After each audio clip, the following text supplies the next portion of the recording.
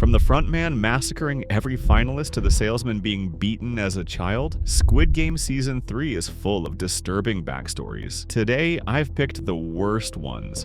Hwang In-ho's tragic fall from decorated officer to Squid Game's ruthless frontman is one of the darkest transformations in the series. Born in Gyeonggi Province in 1976, In-ho lived a life defined by duty. He donated a kidney to his younger half-brother, Hwang Jun-ho, and rose to become a highly respected detective in Seoul's police force. His life collapsed when his pregnant wife developed liver cirrhosis. She refused to terminate the pregnancy, risking death. Desperate to afford the transplant, In-ho borrowed from criminals, misconstrued as bribery, and was fired. His wife later died, the child lost. Shattered, he entered the 28th Squid Game and ultimately won.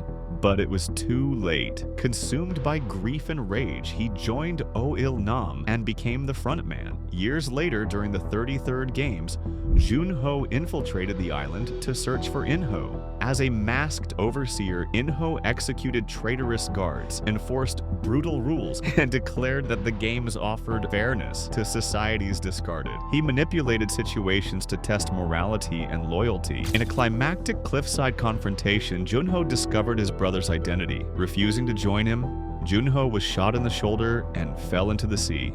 Haunted by this betrayal, In-ho suffered hallucinations of his brother. Following Il-nam's death, In-ho assumed full control of the games. When he learned that Seong Gi-hoon planned to dismantle the system, he covertly re-entered the 2024 games under the alias Oh Young-il, Player 001, to monitor and manipulate him. He earned trust, bonded with players, and relived the same games he once survived. Yet his deception was fragile. Jung-bae witnessed him kill a man in cold blood. In rare moments of vulnerability, he spoke to Gi-hoon about his wife, attempting to justify the games as a last hope for the desperate. When tensions erupted in a deadly brawl between pro and anti-game players, Gi-hoon led a rebellion. Players seized weapons, ambushed guards, and fought through corridors toward the control room. Young-il, In-ho fought beside them, earning their faith, only to betray them. He executed player 047 and fatally shot 015.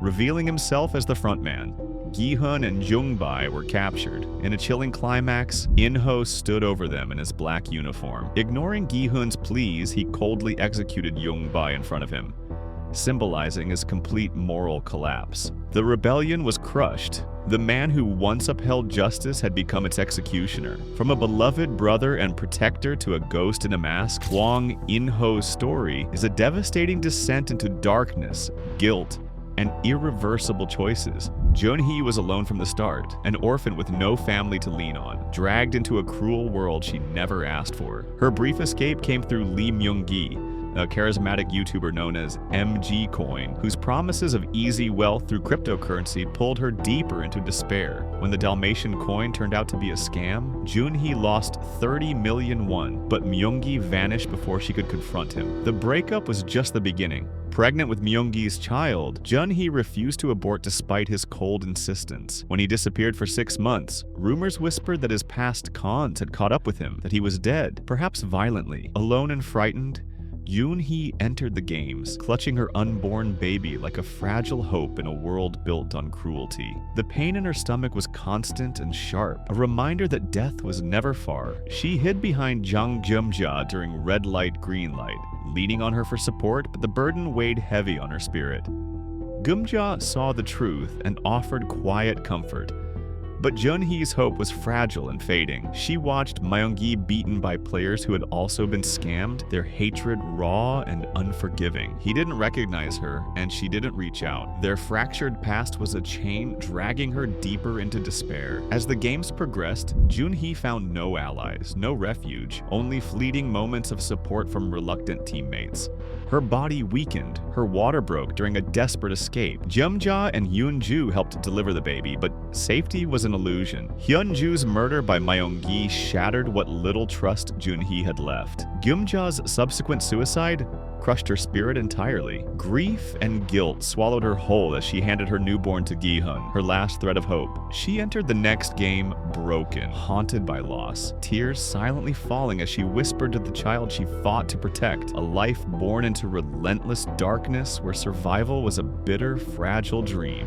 But if the backstory of Jun-hee wasn't dark enough, Gi-hun's one will break your heart. Seong Gi-hun was born into a humble Buddhist household in Sangmun-dong, Seoul, on October 31st, 1974. Raised by his mother Oh Mal-soon, he grew up playing simple children's games like Squid Game and Dalgona with his best friend Cho Sung-woo. Their bond was brotherly, built on shared dreams and innocent joys. But life's hardships soon shattered those dreams. Gi-hun attended Daehan Technical High School and then spent 16 years working on an assembly line at Dragon Motors alongside his friend Park Jung-bae. When the factory shut down, Gi-hun joined a strike that ended in tragedy. A co-worker died the very day his daughter Seong Ga-young was born. Gi-hun's life spiraled into failure and despair. He tried running a restaurant and a snack bar, but both businesses collapsed. Divorced and cut off from his daughter, whose stepfather resented his visits, Gi-hun sank deeper into debt and addiction. Gambling became his refuge and his curse, driving him further into financial ruin. By 2020, he owed nearly $500 million to banks and loan sharks, barely scraping by as a chauffeur. His mother, his last anchor, gave him money to buy a birthday gift for Ga-young, but he stole her hidden credit card to fuel his gambling habit. After a brief win, loan sharks chased him, and a pickpocket robbed his meager winnings. With a blood contract binding him to the loan sharks, Gi-hun's desperation left him broken and haunted. One day at a train station, a mysterious salesman offered him a chance to play a simple game with a high-stakes card. Losing repeatedly, Gi-hun was slapped until he won, receiving a strange business card inviting him to secret games promising enormous cash prizes. Desperate to save his mother, who was losing her battle with diabetes due to unpaid medical bills, and desperate to regain his daughter's trust, Gi-hun answered the call. He later was drugged and woke up trapped with 455 others, all drowning in debt and despair, forced to play deadly childhood games with their lives on the line. In this brutal world, Gi-hun faced violence, betrayal, and heartbreak. He formed fragile alliances, losing friends and even his own sense of morality. The games were not just a test of strength, but a cruel mirror of a society that had discarded them all. Gi-hun's story is one of shattered hope, a relentless fight for survival against a darkness born not just from the game, but from a life ravaged by loss, addiction, and loneliness. Now, let's talk about a really sad one, Cho Hyun-joo. As a child, she found joy in playing Dakji, where her skills shone bright. Later, she joined the ROK Special Forces and rose to Staff Sergeant, embodying strength and confidence. But her world shattered when she began her transition. The military, once her refuge, abruptly fired her. Family and friends, unable or unwilling to accept her true self,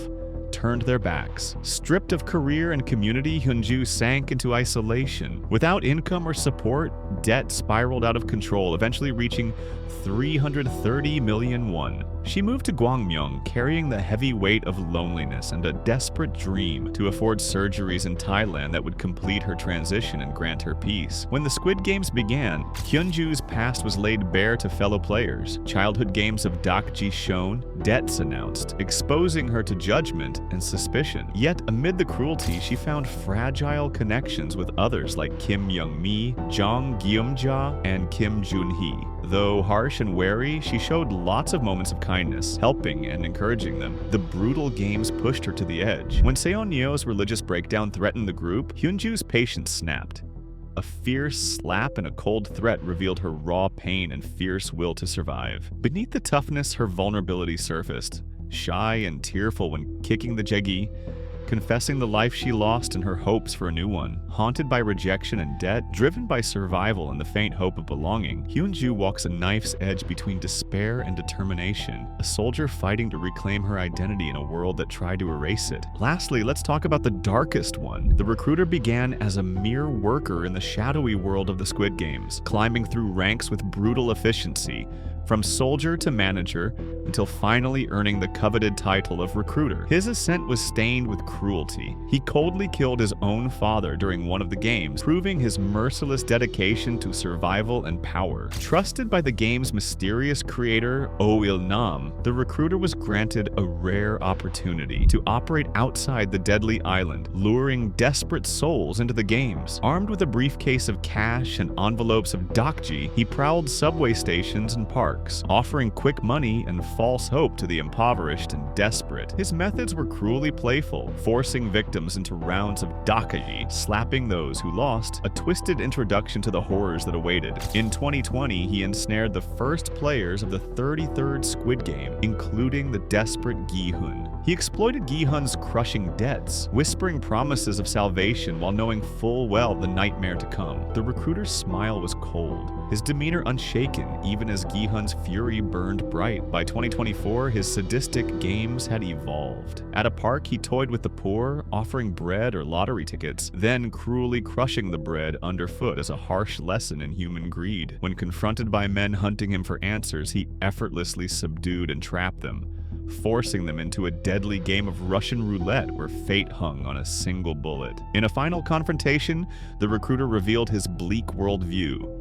The poor were useless trash to be exploited. Facing Gi-hun in a twisted duel of chance and wills, he taunted and threatened, but when pushed to the brink, he chose death over defeat, pulling the trigger on himself. His life extinguished, but his legacy of cruelty lingering like a dark shadow. In a world where desperation breeds cruelty, each soul fights for survival, haunted by loss and sacrifice, yet hope flickers in the shadows, reminding us that even darkness can't fully consume light.